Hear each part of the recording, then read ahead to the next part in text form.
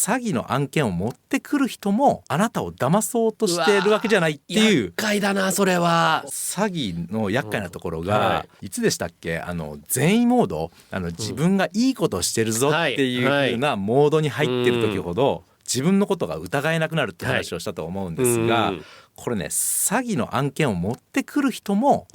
あなたを騙そうとしているわけじゃないっていう。厄介だなそれは。そうなんですよ。その可能性があるんですよね。良かれと思っての人もいるんだ。そうそっか、そりゃそうですよね。そうなんですよね。でもこの二度とないチャンス、もうこれ逃したらもう二度とないんじゃないかみたいに思い込んでしまって、よりその案件がどんどん魅力的に感じてしまって、さらに人間の脳は自分が正しいと思ったもの、信じてるものをね、正しいと証明するために証拠を見つけ出すっていうような機能もございますんで、本当に十分に気をつけていただきたいなと。